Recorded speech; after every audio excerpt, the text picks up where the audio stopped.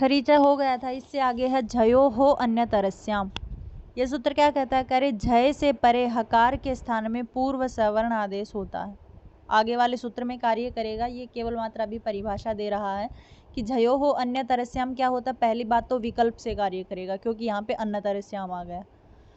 उसके बाद में आपसे सीधा पूछा जाएगा कि झयो हो अन्य तरस्याम सूत्र की परिभाषा क्या है या क्या कार्य करता है, तो आपको बताना है पूर्व सवर्ण विधि सूत्र है, अर्थात पूर्व का जो वर्ण होता है उसी के समान दूसरा वर्ण हो जाता है, इसलिए इसको पूर्व सवर्ण विधि सूत्र कहा जाता है। झय से परे रहते हुए कोई भी हकार के स्थान में पूर्व सवर्ण आदेश होता है। झय के अंतर्गत आपको पता ही है, झभय से लेकर के झय से लेकर के कपय के य तक सारे वर्ण आ जाते हैं। अगर उससे परे हकार होता है तो उसके स्थान पर क्या हो जाता है? पूर्व सवर्ण आदेश हो जाता है। उसके बाद सूत्र है शस छोटी। ये सूत्र क्या करता है? खुद ही कह रहा अटी, मतलब अट प्रत्याहार से परे, इतना तो सूत्र खुद ही बोल रहा है। तो ये सूत्र क्या कह रहा कि छत्व विधायकम सूत्रम, ये छत्व करने वाला सूत्र अर्थात छकार करने वाला सूत्र है। ये क्या कह रहा कि झय से परे शकार के स्थान पे, मैंने बताया अभी झय प्रत्याहार झभय के झय से लेकर के कपय के क तक होते हैं, तो यही कह रहे हैं कि पहले कोई वर्ण आएगा वो झय प्रत्याहार का होगा, और उसके तुरंत बाद में कोई शकार आता हो तो उस शकार के स्थान पर छकार आदेश हो जाता है विकल्प से, अगर अट प्रत्याहार परे हो तो। अट प्रत्याहार में अई उण के अ से लेकर के और आई उण रील रिक एयोंग अयऊ हयवरट के ट तक के सारे वर्ण आ जाते हैं। तो देखो यहाँ पे तत् शिव है, क्या बन रहा था? तत् शिव है, ऐसा शब्द बन रहा है। तो तत् में जो दूसरा पद के अंत में जो तकार आ रहा है वो कैसा है? झय वर्ण है, क्योंकि झभय से लेकर के कपय यानी चौथा, तीसरा, दूसरा और पहला सारे व्यंजन वर्ण आ जाते हैं। तो तत् कौन सा है? पहला वर्ण है, और उस झय के तुरंत बाद में शिव का स आ रहा है, तो वो क्या बन जाएगा? झय प्रत्याहार के आने वाले झय प्रत्याहार के बाद आने वाले शकार को छकार आदेश हो जाता है, ऐसा सूत्र कह रहा है। तो क्या बन जाएगा? तत् शिवः बन जाएगा। विकल्प से बनेगा तो एक बार तत् शिवः बन जाएगा और एक बार तत् शिवः बन जाएगा। ठीक है, एक बार तत् शिवः बन जाएगा और एक बार तत् शिवः बन जाएगा। इंपॉर्टेंट उदाहरण है तत् शिवः, पूछ लिया जाएगा। तो यहाँ पे शस छोटी कार्य कर रहा है। आगे है मोनुस्वार है। मोनुस्वार है सूत्र क्या कहता है? ये अनुस्वार विधि सूत्र है। आपने पीछे भी पढ़ा था यरोनुनासी के अनुनासी को वा, वो भी अनुस्वार करता था। लेकिन मोनुस्वार है सूत्र क्या करता है? ये भी अनुस्वार विधि सूत्र है, लेकिन कहाँ तक अनुस्वार करेगा? तो कह रहे मांत पद के स्थान में अनुस्वार आदेश हो यदि हल परे रहे तो। दो कंडीशन है। पहला क्या है? क्योंकि संधि कहाँ पर होती है? दो पदों में होती है, एक पहला पद होता है, एक दूसरा पद होता है।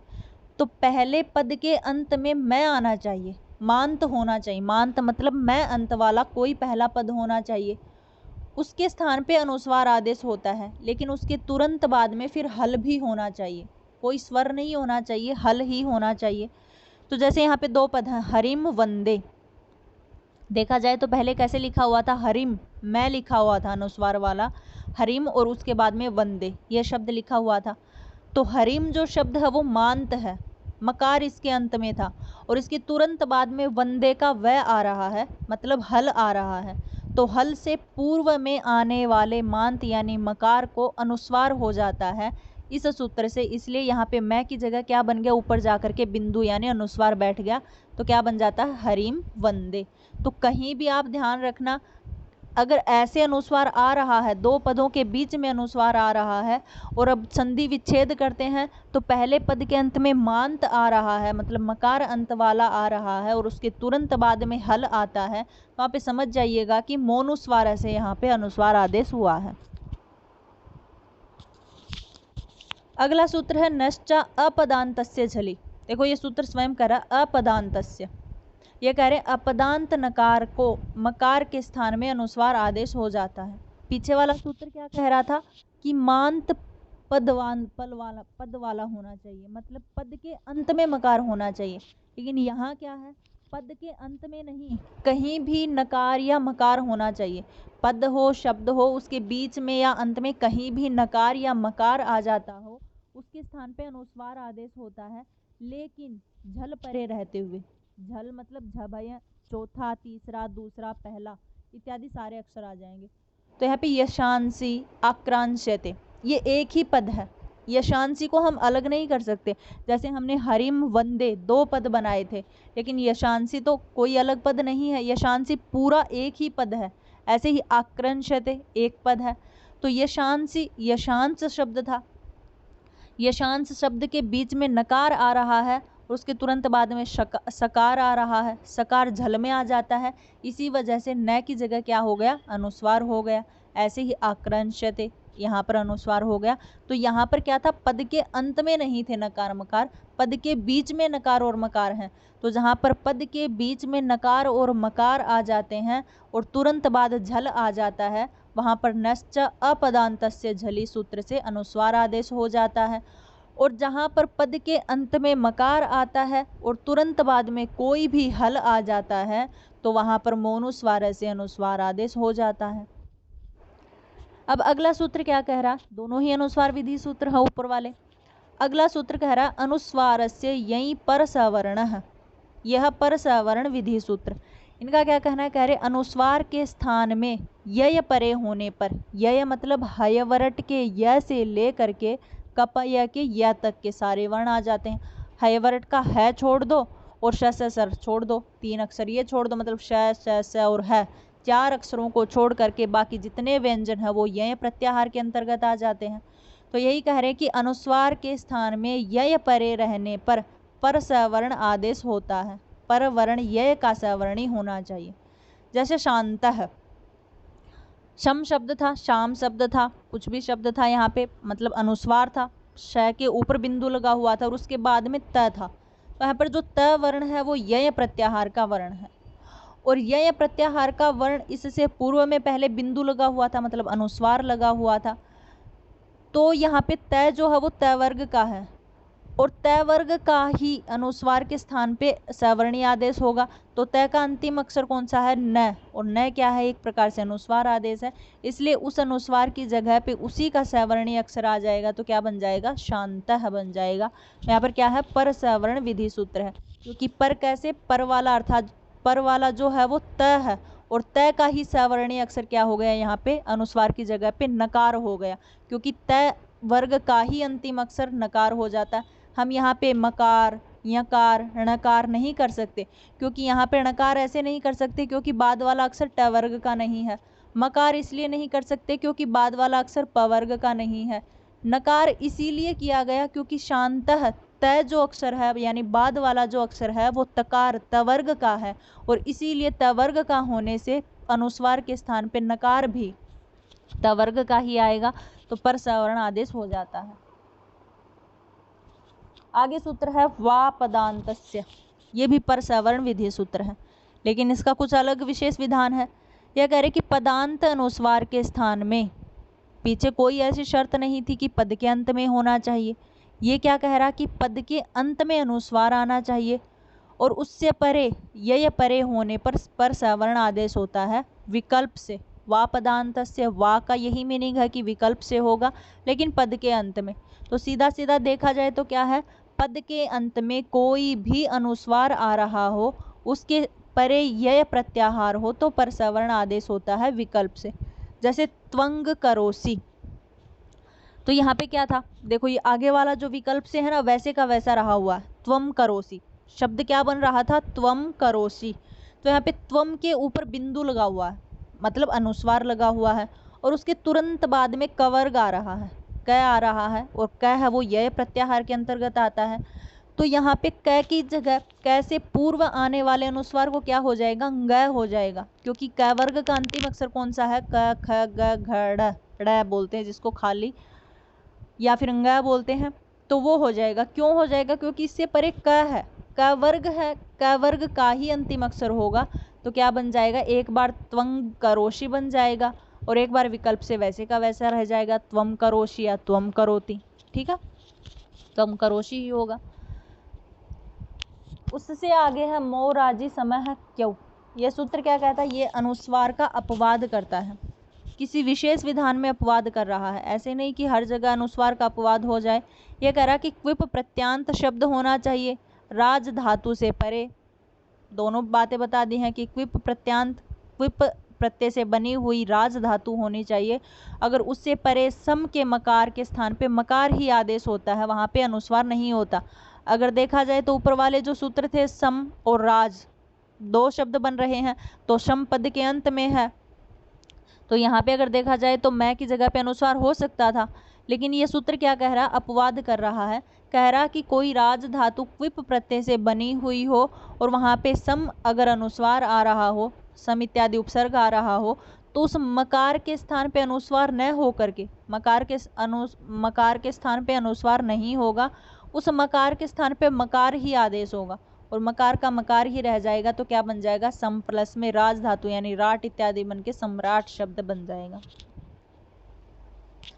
हेम परेवा, ये भी कैसा सूत्र है, अनुस्वार बाधक सूत्र है। इनका क्या कहना है, यह कह रहे मकार परक हकार परे रहते हुए मकार के स्थान पे मकार ही आदेश हो जाए, अनुस्वार ना हो। तो किम फलयति, ऊपर वाले में क्या था, सम उपसर्ग से परे राज धातु थी, इसी वजह से दूसरा सूत्र कार्य कर रहा था। और यहाँ पर क्या है कि मकार के बाद में अगर हकार हो तो उस मकार को मकार ही रह जाता है, मतलब पहले मकार होना चाहिए पद के अंत में, फिर हकार होना चाहिए, तो मकार की जगह पे मकार हो जाएगा, लेकिन विकल्प से।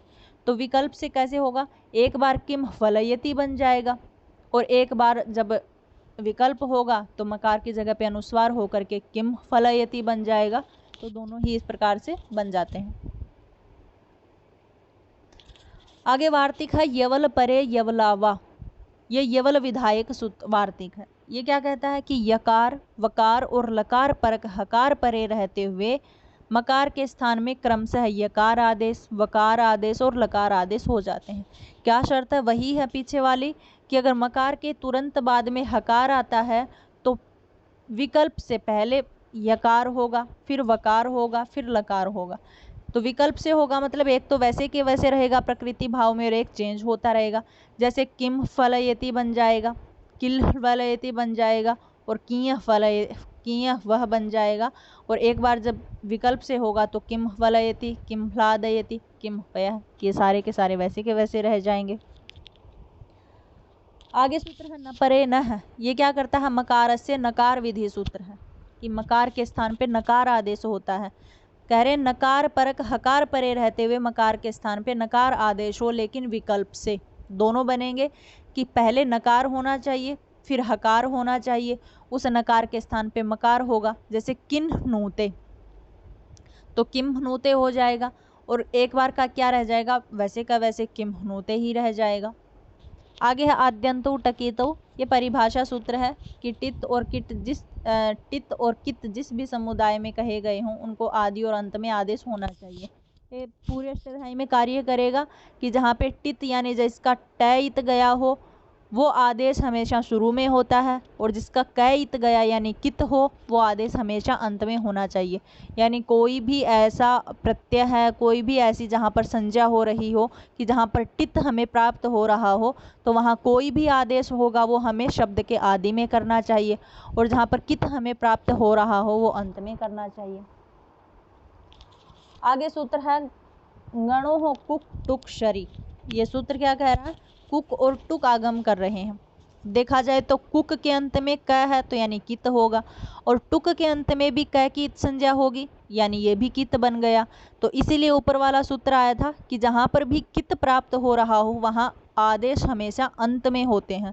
तो यही बता रहे हैं कि गकार और णकार को क्रमशः कुक और टुक आदेश होते हैं शर प्रत्याहार परे रहते हुए, वो भी विकल्प से। तो आगे के वार्तिक में बताएंगे कि जहाँ पर ग होगा वहाँ पे कुक आगम हो जाएगा, जहाँ पे णकार होगा वहाँ पे णकार की जगह टुक आदेश हो जाएगा। आगे वार्तिक है चयोः द्वितीयायाः शरी पौष्करादेर इति वाच्यम। पौष्कर आदि आचार्यों के मत में कि चय के स्थान में द्वितीय वर्ण आदेश होते हैं। चय प्रत्याहार देखा जाए तो हम छठ च यहाँ पर आता है, चय प्रत्याहार का पय के मतलब पहले पहले अक्षर आते हैं के स्थान पे द्वितीय वर्ण का आदेश हो जाए शर प्रत्याहार परे रहते हुए, और वो भी पौष्कर आदि आचार्यों के मत में। तो प्रांक षष्ठ है, प्रांक षष्ठ है, प्रांग षष्ठ है, सुगण षष्ठ है, सुगण षष्ठ है और सुगण षष्ठ इत्यादि ये सारे बन जाएंगे। आगे है ग है सी धुट। अगर ग से परे सकार को धुट का आगम विकल्प से होता है, मतलब ग हो पहले तो ड हो, उससे परे धुट का आगम हो जाएगा तो षट त संतः बनेगा और एक षट संतः बन जाएगा। ये नॉर्मल याद कर लेना इनके उदाहरण। नश्च, नश्च क्या कहता है, करे नकारांत पद से परे सकार को धुट का आगम होता है लेकिन विकल्प से, तो सन सह संतः, सन सह स और एक संसह बन जाएगा। शीतुक, शीतुक ये थोड़ा इंपॉर्टेंट सा, इसमें क्या है, पदांत नकार को शकार परे रहते हुए तुक का आगम हो जाता है। देखो दो सूत्र, कई सूत्र ऐसे होते हैं जो एक एक कार्य करते हैं लेकिन विशेष कंडीशन में करते हैं। जैसे शीतुक है, ये तुक का आगम करता है लेकिन कहाँ करता है कि पद के अंत में नकार हो, शकार परे रहो, परे हो, मतलब पहली बात तो नकार होना चाहिए, उसके परे फिर शकार होना चाहिए, फिर बीच में तुक का आगम होता है। तो यहाँ पे सन शंभु था, सन शंभु ऐसा शब्द था, तो सन न की जगह पे क्या हो जाता है, तुक का आगम हो जाएगा और आगे क्योंकि शंभु है इसीलिए, तो क्या बन जाएगा, शय शंभु भी बनेगा, शय च शंभु भी बनेगा और शय शंभु भी और शय शंभु इत्यादि से सारे रूप सिद्ध हो जाते हैं। गमो ह्रस्वाद अचि गमुण नित्यम, ये बोटा बोटा पढ़ लेना, इम्पोर्टेंट सा नहीं लग रहा है। ह्रस्व से परे जो गम तदंत जो पद, उससे परे अच को नित्य गमुण यानी गुट नुट और नुट इत्यादि आगम होते हैं तो सुगणेश है, संच्युत है इत्यादि बन जाएंगे।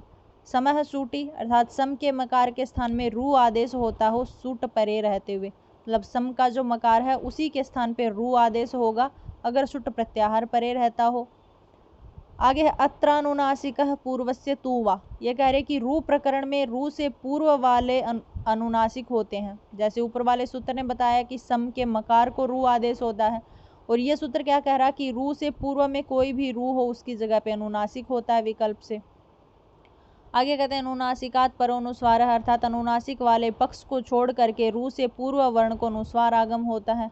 ये वही खर विसर्जनीय, खरवसानयोर विसर्जनीय है, खर प्रत्याहार के परे रहते हुए अवसान यानी पदांत में रकार विसर्ग हो जाता है, रकार का विसर्ग, क्योंकि हम कोई भी सिद्धि बनाते हैं तो पहले रू होता है, रुत्व विसर्ग होते हैं, रुत्व का ही विसर्ग करते हैं।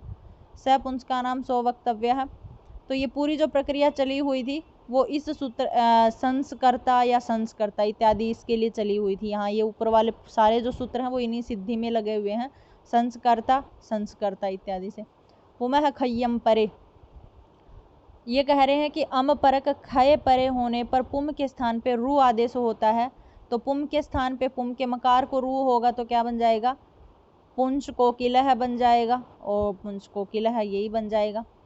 नव्य नश्छव्य प्रसान अम परक छ, ये छोड़ो, यह विसर्जनीय स है, ये सूत्र क्या करता है, कह रहे विसर्गों के स्थान में शकार आदेश हो खर परे हो, तो देखो दो पद होने चाहिए, पद के अंत, पहले पद के अंत में कोई भी विसर्ग आ रहा है और विसर्ग के बाद में तुरंत खर प्रत्याहार आ रहा, खर मतलब ख फ छट थ चट तौ का पय श सर, ये इत्यादि सारे वर्ण इसके अंतर्गत आएंगे, तो वहां पर जो विसर्ग है उसकी जगह पे सकार आदेश हो जाता है, दंत्य सकार, तो चक्री ही प्लस में त्रायस्व था। अब चक्री ही के बाद में विसर्ग था और आगे था त्रायस्व, त मतलब खर प्रत्याहार में त आ रहा है, ऑलरेडी त आता है, इसलिए यहाँ पे विसर्ग की जगह पे क्या बन गया, सकार हो गया, तो क्या बन जाएगा, चक्रिस्त्रायस्व। आगे नृन पे है, तो नृन इस पद को रुत्व विसर्ग पकार से परे होने पर देख लेना एक बार। कुपवोह कपौच, कवर्ग और पवर्ग होने पर विसर्गों को कर्म से जिह्वामूली और उपपद मानिए आदेश होते हैं, आपको पता ही है, कवर्ग और पवर्ग, कवर्ग की जगह पे जिह्वामूल और पवर्ग की जगह पे उपपद मानिए आदेश होते हैं। तस्य परमाम्रेडितम, देखो यहाँ पे आम्रेडित करने वाला सूत्र है, आम्रेडित संज्ञा किसकी होती है, आपने पढ़ा होगा, एक पढ़ा आपने पूर्वोभ्यास है, और एक आता है तस्य परमाम्रेडित, आम्रेडित मतलब आम्रेडित संज्ञा। तो जहाँ पर कई बार ऐसा हो जाता है कि दो शब्द एक साथ आते हैं, जैसे कनक कनक शब्द हो गया, जैसे इसी में है आगे वाला जो सूत्र है कान आम्रेडितम, वहाँ पे कांस कान कांस कान, मतलब दोनों शब्द एक जैसे हैं, कान कान शब्द थे और नकार की जगह पे शकार इत्यादि हो गया तो कांस कान बन गए, तो कान कान इत्यादि, कनक कनक इत्यादि दोनों शब्द एक जैसे हैं, तो जब हम अभ्यास संज्ञा करते हैं ना तो वो पूर्व की अभ्यास संज्ञा होती है। मतलब दोनों शब्दों में से जो पहले वाला शब्द है, यहाँ पर जो कान शब्द है वो पहले वाला शब्द है तो इसकी अभ्यास संज्ञा हो जाती है। और पर वाला जो शब्द होता है ना उसकी आम्रेडित संज्ञा कही जाती है। इसीलिए तो तस्य परम आम्रेडितम, परम मतलब बाद वाला जो होता है उसकी आम्रेडित संज्ञा होती है। अर्थात जो 2 बार कहा गया है उसके पर भाग की आम्रेडित संज्ञा होती है। कहीं भी ध्यान रखना कि जैसे 2 शब्द एक साथ आ रहे हैं, ऊपरी ऊपरी, अधो अधो, अध अध, इस प्रकार से कनक कनक, कान कान, इस प्रकार से कहीं भी 2 शब्दों का जोड़ा आ रहा हो उसमें पूर्व वाले की अभ्यास संज्ञा कही जाती है पूर्वोभ्यास से, और बाद वाले की आम्रेडित संज्ञा होती है तस्य परमाम्रेडितम सूत्र से। ठीक है, तो इसलिए ये परिभाषा सूत्र आया था ऊपर, संज्ञा सूत्र आम्रेडित संज्ञा करने वाला। इससे आगे सूत्र दिया है कानाम्रेडितम, अर्थात कान शब्द के नकार के स्थान में रू आदेश हो जाता है आम्रेडित परे रहने पर। तो सीधी सी बात है, कान कान शब्द हैं 2, तो बाद वाला तो आम्रेडित है ही, तो ये शर्त पूरी हो रही है। इसलिए पहले वाले कान शब्द की जगह रू आदेश हो जाता है और रू को विसर्ग इत्यादि हो जाते हैं, और विसर्ग को फिर विसर्जनीयस्य सह से विसर्ग को क्या हो जाता है, सकार आदेश हो जाता है। तो क्या बन जाएगा, कांस कान या कांस कान इत्यादि बन जाते हैं। अब अगले सूत्र है छेचा। छेचा सूत्र क्या करता है, ये कहता है कि ह्रस्व को छकार परे होने पर तुक आगम हो जाता है। देखो पीछे हमने शीतुक सूत्र पढ़ा, वो भी तुक आगम करता था, लेकिन वो क्या कहा करता था कि पद के अंत में होता है तुक आगम, लेकिन क्या होना चाहिए, उसके तुरंत बाद में खर होना चाहिए। और ये क्या करता है, ये कहता है ह्रस्व को होना चाहिए, तुक का आगम ह्रस्व को होता है लेकिन उसके बाद छकार परे होने पर छकार होना चाहिए परे।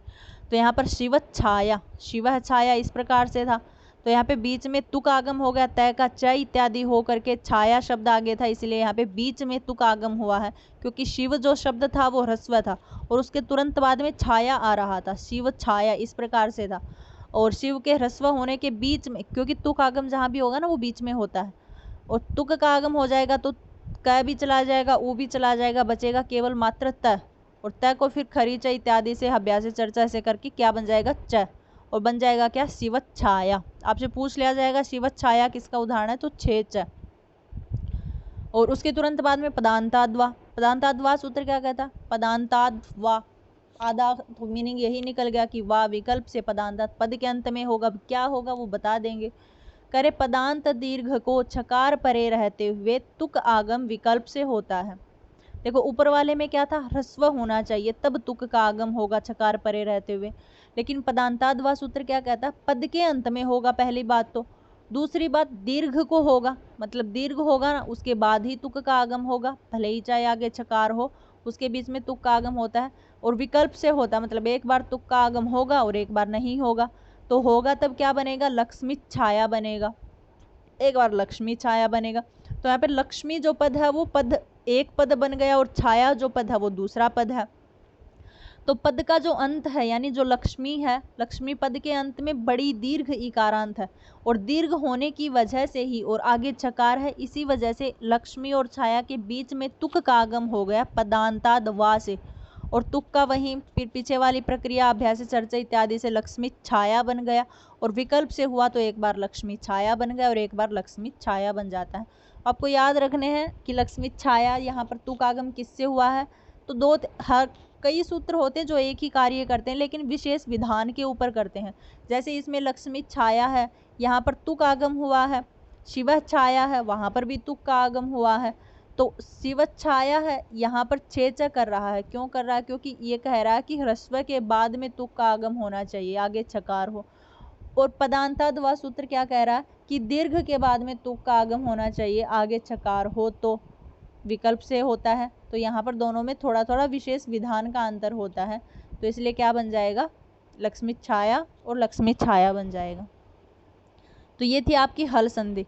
कल से विसर्ग संधि प्रारंभ हो जाएगी, और विसर्ग संधि थोड़ी सी है, ज़्यादा नहीं है, 10-12 ही सूत्र हैं इसमें, ज़्यादा सूत्र नहीं है, तो कल विसर्ग संधि हो जाएंगी। आज आपकी हल संधि और व्यंजन जो हल संधि और स्वर संधि, इन दोनों में ही ज़्यादा सूत्र हैं। पहले संधि जो स्वर संधि है उसमें भी 51-52 सूत्र हैं, और इसमें भी 40-45 सूत्र हैं, लेकिन बाद वाले में ऐसे सूत्र नहीं हैं। लेकिन यही है कि यहाँ से प्रश्न उठ जाता है, या तो स्वर संधि से ले लेते हैं प्रश्न को, या फिर विसर्ग संधि से ले लेते हैं। कई बार ऐसा हो जाता है कि हल संधि से भी उठ ही जाता है, लेकिन विशेष वही होता है ना कि पढ़ना तो सारा होता है, लेकिन उसमें कुछ भाग ऐसा होता है कि वो बहुत ज़्यादा इम्पोर्टेंट हो जाता है, कि वहाँ से प्रश्न उठने की संभावना बन ही जाती है। तो इसलिए पढ़ना तो सारा होता है, लेकिन कुछ चीज़ें ऐसी होती हैं जो हमें खुद भी पता होती है कि ये इम्पोर्टेंट है, अगर हम पेपर बनाएं तो उन चीज़ों को हम दे सकते हैं। तो वही होता है कि उठती कहीं कहीं से हैं चीज़ें। प्रश्न तो एक ही उठेगा संधि से, क्योंकि इतना सारा हमारी सिलेबस लगा हुआ है, तो प्रश्न तो एक ही उठेगा, लेकिन वही बात है, पढ़ना सारा ही पड़ेगा। और जहाँ आपको सबसे इम्पोर्टेंट लगता है कि ये भाग मेरे लिए सबसे इम्पोर्टेंट बन सकता है, या यहाँ से प्रश्न उठने की पूरी पूरी संभावना है, वो थोड़ा और भी ज़्यादा अच्छे तरीके से पढ़ सकते हैं हम लोग। और जहाँ से ये लगे कि हाँ ये थोड़ा सा नहीं इतना इम्पोर्टेंट में आ रहा है, छोड़ना तो नहीं है, वो भी पढ़ना तो वो भी ही है, लेकिन उसको थोड़ा सा समय कम दे सकते हैं, मेरे हिसाब से ऐसा, मुझे ऐसा लगता है। तो आई थिंक आपको समझ में आया हो। कहीं कोई दिक्कत हो तो आप बता सकते हैं।